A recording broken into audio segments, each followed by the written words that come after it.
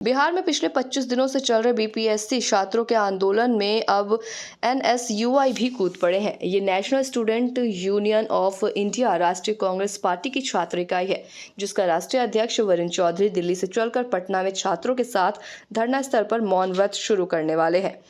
इनका कहना है कि बिहार सरकार छात्र के भविष्य को लेकर गंभीर नहीं है, इसलिए अब बड़ा आंदोलन होगा। बिहार में अपनी मांग को लेकर बीपीएससी अभ्यर्थियों की सत्याग्रह धरना पिछले 25 दिनों से जारी है। बावजूद इसके बिहार सरकार अनदेखी कर रही है।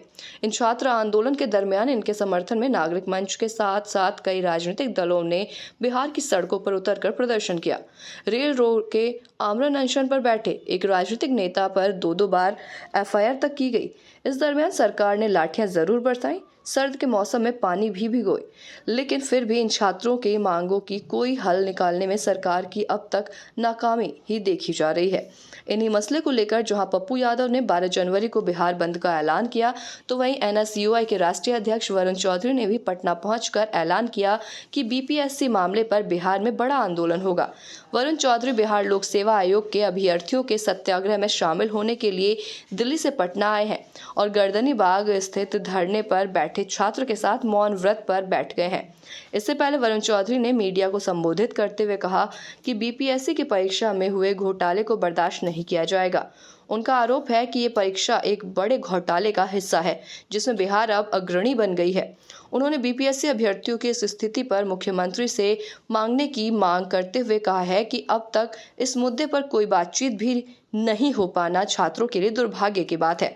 अगर मुख्यमंत्री माफी नहीं मांगते हैं तो एनएसयूआई पूरे देश में इस मुद्दे को लेकर आंदोलन करेगा। बिहार में आंदोलन की रणनीति बनाई जाएगी, जिसमें राजनीति से अलग सिर्फ छात्र मुद्दों की बात होगी और इस आंदोलन में एनएसयूआई एवं अन्य छात्र संगठनों का पूरा समर्थन अभ्यर्थियों के साथ रहेगा। हमारे तमाम एनएसयूआई के साथी और भी छात्र संगठन इस आंदोलन से जुड़े हुए थे और कहीं ना कहीं मैं आपको एक बात बोलना चाहता हूँ स्पष्ट कि ये खाली एक राज्य, एक पेपर और एक भर्ती की समस्या नहीं है। कुछ सालों से केंद्र सरकार का और राज्य सरकारों का, ये कई सारे राज्य सरकारों को मैं बोल रहा हूँ और केंद्र सरकार का कॉमन पैटर्न बन गया है। या तो भर्ती निकलेगी नहीं, आप देश में बेरोजगारी देख रहे हैं, और भर्ती निकलेगी तो भर्ती में जो धांधली सामने आएगी। आप लोगों ने नीट का एग्ज़ाम भी देखा, तमाम एग्ज़ाम देखे कि या तो भर्ती निकलेगी नहीं, निकलेगी तो उसमें धांधली सामने आ जाएगी। पहले छात्रों को डर लगता था रिजल्ट आने से पहले, रिजल्ट आएगा, क्या रैंक रहेगी, क्या रहेगी।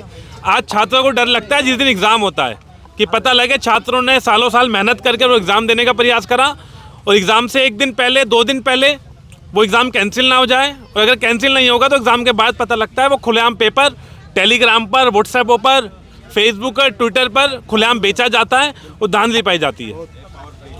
अब और छात्र संगठनों से भी मेरी बातचीत हुई है, आज मैं यहाँ छात्रों से भी मिला हूँ। अभी आगाज़ पटना से लेकर हम पूरे देश भर में लेकर जाएंगे और हो सकता है कि पटना के अंदर तो चुनावी समय है तो ज़्यादा कुछ सियासत करने लग गए हैं लोग, लेकिन ये आंदोलन अब रुकेगा नहीं और ये सियासत से दूर एक आंदोलन है। पूरे देश भर में बोला जाता है कि सबसे युवा देश भारत देश है। सुप्रीम कोर्ट, तमाम न्यायपालिका, तमाम सरकारें ये तो तय कर देती हैं कि हम क्या पहनेंगे, क्या खाएंगे, लेकिन जब छात्रों की बात आती है, उनकी नौकरी की बात आती है, उनके पेपर लीक की समस्या की बात आती है तो किनारा कर देती हैं और मुंह फेर लेती हैं। अभी तक जो आंदोलन की मैंने खुद वीडियो देखी, मेरी रूह कांप उठती थी वीडियो को देखकर कि तमाम लाठियां, तमाम बंदूकें लेकर हमारे जो छात्र थे उन पर आक्रमण हुआ। अभी तक तो इस प्रदेश के मुख्यमंत्री को और देश के गृह मंत्री को पटना आ जाना चाहिए था और देश भर के छात्रों से माफ़ी मांगनी चाहिए थी। और ये खाली पटना के छात्र नहीं है, वो खाली पटना के छात्र नहीं है। आज मुझे कल मुझे जब परसों निमंत्रण मिला कि हम एक छात्र पंचायत का भी यहाँ पे आगाज़ हुआ है, तो मैंने निर्णय लिया कि सबसे पहले मैं छात्र पंचायत को जाके समर्थन दूंगा और देश भर के छात्रों से भी अपील करूंगा कि अब हमें खड़ा होना पड़ेगा और गांधीवादी तरीके से। मैंने भी आज ये निर्णय लिया है कि यहाँ मैं 1.5-2 घंटे का मौन व्रत रखूँगा और ये मौन देश के छात्रों को समर्पित है, पटना के, बिहार के छात्रों को समर्पित है कि जब तक अब हमारे छात्रों की आवाज़ नहीं सुनी जाएगी।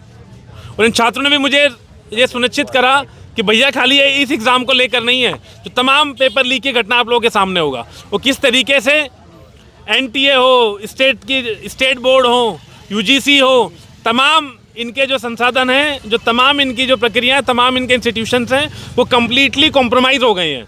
इसलिए पेपर लीक की घटनाएं सामने आ रही हैं। और पेपर लीक के अंदर अगर कुछ सेंटर कॉम्प्रोमाइज़ हुए थे बिहार में, इसमें छात्रों का गुनाह नहीं था, तुम्हारी नाकामी थी।